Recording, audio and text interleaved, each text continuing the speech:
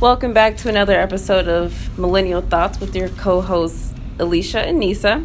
But for right now, it is Nisa, and I'm sitting here with the lovely Tala Wilson. This week we're gonna talk about race, gender, intersectionality, and a little bit of everything. So right now, I would like to introduce our guest for today. How are you doing? I'm doing good. How are you? I'm doing well. So I'm very happy that we got a chance to sit down this week. We had a post on Facebook asking for anyone to talk about this specific topic, and you were tagged. So we think that you have a lot of merit to talk about this type of thing. So before we get started into the questions in the interview, I'd like to give our audience a little bit of background on Ms. Wilson. So we know that you are the creator and founder of Diversity at the Table. Tell me a little bit about that. So Diversity at the Table was created in 2014. And I created it so that we can talk about gender, race, class, and sexuality and how it all relates to social issues. In addition to that, I wanted to take the knowledge that I had that I had learned from campus, from my education, and give it to the community for those who may not have that privilege of going to college, just so that we're all being equally educated, if that makes any sense. Absolutely. Okay, awesome. So in addition to Diversity at the Table, tell me a little bit else about what you got going on. So I have my website that'll be launching in a couple of weeks as soon as I find a good venue. I have my YouTube channel where I am doing product reviews, hair reviews, hair tutorials on different brands, really focusing in on my modeling in my blogging. And I just have a YouTube channel. It's Talisha Wilson. Just go into YouTube, click search, and just put in my name and spell it correctly, and you'll have it. Spell it right. Absolutely. Okay, wonderful. So before we wrap up the show, we're definitely going to revisit that so we can make it clear where you can find out about Ms. Tyla. So let's get into our first topic. We're going to talk a little bit about race.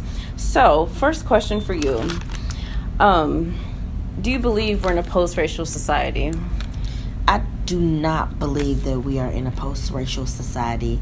I think people have this idea that because we're not on the fields, like a physical field where it is physical cotton, and we're not being beat with whips and chains from some white master, that we live in a post-racial society because our kind of enslavement is not pictured the way that people picture enslavement from the books and from history.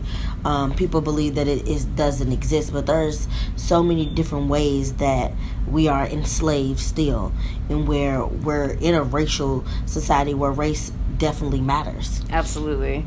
And just to say something about that, we both went to the University of Louisville, and I'd say that it was not until I went into programs like ELT and other things where I was really kind of awakened to it, because it's crazy, me being a black woman, and before that, the first 20 years of my life, I'd been in predominantly white schools and things. I had never really had to face that type of thing, but then seeing those specific issues come into play, it was like, oh really, this stuff still exists out here. So yeah, it's crazy. Even black folk aren't hip to it sometimes. So definitely, absolutely. Okay, so what is your definition of racial bias, and where do you kind of see it, even in your personal life now? So my definition of racial bias is people who have a bias against you based on your race or ethnicity. So for me, I think I see it a lot in police accountability and the way that they treat black people versus other people, and that's including other people of color, because you have to understand, even within people of color, there is this anti-blackness that exists, from other people of color who are not black, right, or African American, whichever way they identify. I also see it at work, and people also need to understand that racial bias is not that. It's not only that someone sees me and says, "Hey," and call me the N-word. Right. It's also when I don't get the advantages or the access to certain resources that my white counterparts do. Absolutely. So I think I see it at work where with pay, Mm-hmm. with who has that glass ceiling, or that glass wall. Absolutely. So, or glass escalator. I mean, absolutely. So I think that I see it in those spaces the most, and then of course you have the other places such as the mall when you're shopping and people are looking at you. Mm-hmm. You have it in beauty stores where it is usually Chinese people who are the owners of those beauty supply stores who are watching us. And then you also have it in airlines. I mean, it's those type of things, those type of areas where I see it the most. Absolutely. Okay.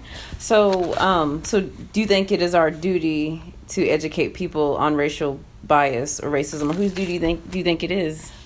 I honestly feel, for one, I don't think that it's our responsibility at all, right? Mm-hmm.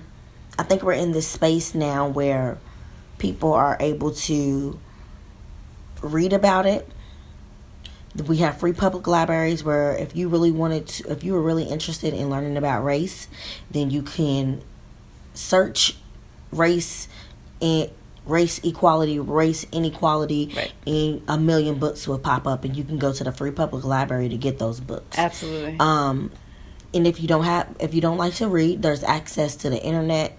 There are videos, there are documentaries. I mean, there's YouTube, mm-hmm. and then also there are so many different programs that are in the city that is open for so many people mm-hmm. that you can go to and attend, and then you can just listen. You can really just sit there and listen to someone. So for that reason, I don't think that it is my duty at all to educate non-black people about black issues. I'm already experiencing this issue, and now you want me to talk about it, which could be triggering and traumatic for me. You want me to talk about it, and you want me to do it for free because you feel like I'm obligated to do it? Mm-hmm. No, not when you have the resources. Mm-hmm. I remember being on campus and after a class, and because I identify as lesbian as well, mm-hmm. and we were talking about LGBTQ rights, mm-hmm. and right after class some girl was like, could you explain to me what this particular comment meant? I said, absolutely not. Right. I'm not going to explain that to you, not when you can walk across the same lawn that I can walk across and go into the library, mm-hmm. because you attend this school as well, mm-hmm. and you can get on the internet for free at your university and read about this information if you wanted to. But no, you want me to make it easy for you, and you want me to just be there at your, at your call, and it's like, no, especially not for free. So now, I have diversity at the table, and we talk about many topics, many other things that people want to be educated about. You can learn in that space. I have created that space so that people can come there and deconstruct their biases, and then we also can learn from one another. So outside of diversity at the table, if someone is trying to, if I'm at a park and someone says, oh, you're pretty, you're not like the others, or you're not like other black people, and I take offense to that, and they ask me why, I'm probably not going to be answering that question until you pay me. Yes. Because you can also just go on the internet and type in why is saying that offensive to black people, and you will really get your answer. Absolutely. So I'm not going to be I'm not going to be living this tragic or traumatic experience then talking about it as well. Absolutely. Reliving it over. It's ridiculous. Mm-hmm. I don't know when this shift happened, and it's funny because, like I said, the podcast is Millennial Thoughts. I don't know, with millennials, rise of technology, there really is no excuse anymore.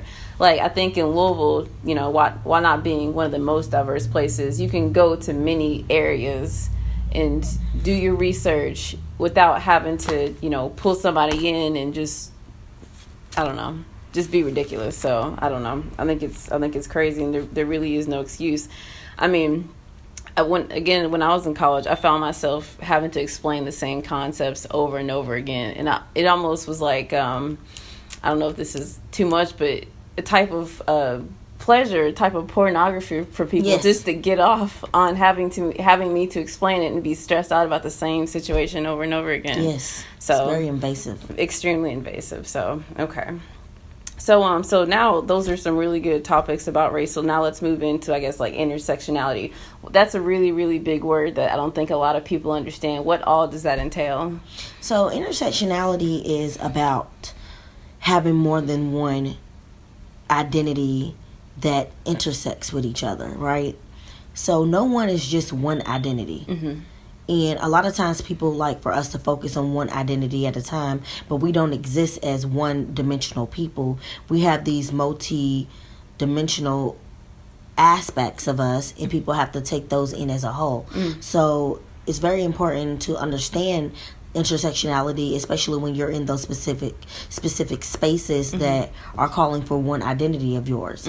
So if I am asked to be at the table talking about my blackness, they also have to talk about my woman blackness, sure. my LGBTQ blackness. Sure. You know, I can't just talk about blackness because that's not just who I am. That's a part of my identity, and I'm not like just one section. I'm a whole person, so you have to take in all of me. Wow. If I'm at the table with women, we have to talk about my experience as a black woman, and a white woman's experience is going to be totally different. So you have to take my blackness into account if you're wanting to talk about me being a woman. And the same thing with LGBT. You have to take into the fact that I'm also a woman, so my experience as a black woman and a white man is going to be different, even though we're both gay or Absolutely. LGBT. And then the same thing with my blackness. I'm not just LGBT. I'm black LGBT. Absolutely. My experience is going to look a little different, and it's not about comparing one to the other, and it's not about which one is worse, who has it worse. It's about the fact that we all experience life different based on our identities, and then we also perceive life different based on our lenses, and our lenses are our identities. I'm going to see life a little different from a light-skinned black woman with relaxed hair and a skinny trim. Absolutely. Let me ask you this. So in my philosophy class, while, you know, a lot of people are, they mean well, in my philosophy class in college, we were asked to look in the mirror and write a list of adjectives that we would use to describe ourselves. I think the point that the professor was trying to get at was, if you're a white man, you're going to say that you're a man or an athlete first. But if you're black, then you're typically going to say you're black first. So based on what I'm hearing from you, what she was trying to get at was that, you know, white privilege and whatnot. But really, she probably wasn't taking into account that intersectionality. When I look in the mirror, I'm not just black. I'm a black woman. I'm a black, you know, whatever. So I think that... I don't know. I think that there are a lot of well-to-do people out here that with the intent of trying to prove points about privilege, but really they're missing this whole other dimension out here. Yeah. And a lot of times, like, people will... Yeah. So I think I understand what your professor tried to do. I don't think it was executed as well as it could have been. Sure. However, I do understand that, like, for example, men, if I ask them, if I ask a black man, what do you think what are you? I'm a black man. You know, he don't really, or which identity is most important to you. He's most likely going to say a black because that is what he is oppressed about. You know, you're not oppressed because you're a man. Right.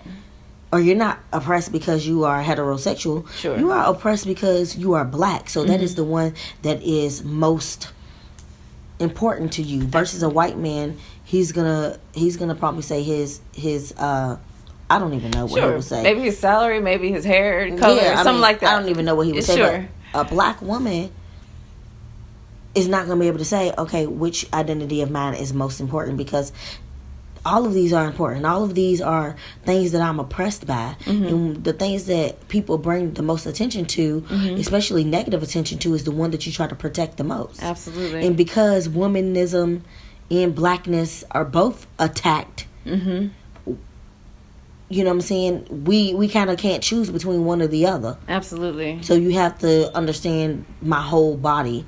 You know what I'm saying? Don't ask me to come to the table and just talk about one part of me, because I'm a whole person. Absolutely. If I tell you only one part of me, you're missing so many other things. Absolutely. And then you'll come in my space thinking that you have solutions to help me out of my situations, and you don't, because you've only acknowledged one part of who I am. Do you see this as being a millennial issue? Do you see that the people that are intruding in these spaces are older folk or younger folk, or what's been your experience? For me, I think they young.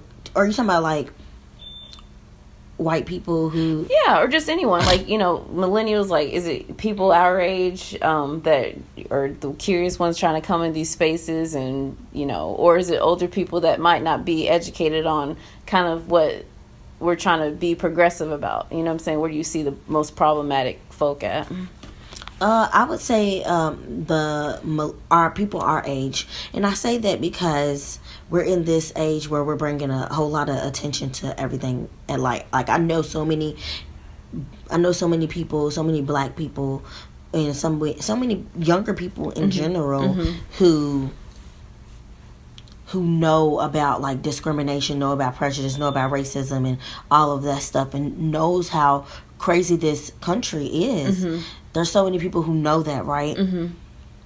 However, not many people know that like, for example, a heterosexual woman might not be able to, she might understand like slut shaming is wrong, but she may not understand why, calling someone a homophobe might be offensive. Okay. You know what I'm saying? Sure. So, like, we're in this age where, like, all of our personal issues we understand, but if it doesn't, it's not an identity that we have, or if it's not something that we are oppressed by, we don't understand it. Got it. Interesting. Okay. I just want to wrap up some final thoughts. Any final thoughts that you would want any of our viewers to know about anything that we've discussed? Anything that you're just tired of? I think that we have to learn how to validate people who we don't necessarily. We have to learn how to validate people, even if we don't agree with them, even if their experience is not our experience. Okay. Even if it doesn't make sense to us, because we have to understand that everyone experiences life different. My lens does not look like everyone else's lens, and the same goes for vice versa. Right. So we have to consider that when someone tells me this hurt my feelings, just because it didn't hurt mine doesn't mean that it didn't hurt theirs. Sure. And understanding that those two truths can exist at once. I can work 20 hours and not be tired, and someone else can work 5 hours and be exhausted. And not me throw it in their face and say, well, you only worked 5 hours. I worked 20. Right. No, both are valid. Absolutely, because it's their own experience. I think that is so important. When we're turning our lenses towards society and our personal relationships with family, it could just, not necessarily solve issues, but just put things out there and allow us to have more open and honest conversations. Well, thank you so much for joining me today. Yes. I just want to rehash. You're doing some amazing things. So tell people where they can find out more about Diversity at the Table. So you can find out about Diversity at the Table by liking our page on Facebook, Diversity at the Table. You can also email us at diversityatthetable@gmail.com. You can follow us on Twitter or Instagram, and I don't post as much as I need to on both of those, but I will start to do that because it's just reminding me that I need to do that. You can follow us both, follow Diversity at the Table on both of those platforms. Just at Diversity at the Table. And then you can follow me in my personal page on Talisha Wilson on Facebook, and that's a like page for that. And then you can also follow me on Instagram as Talisha Wilson. And if you type in Talisha Wilson pretty much on everything, you will find me. It'll either say Talisha Wilson or it'll say Sign My Beauty. Awesome. All right, well, thank you so much. Stick around. We have another segment coming up soon.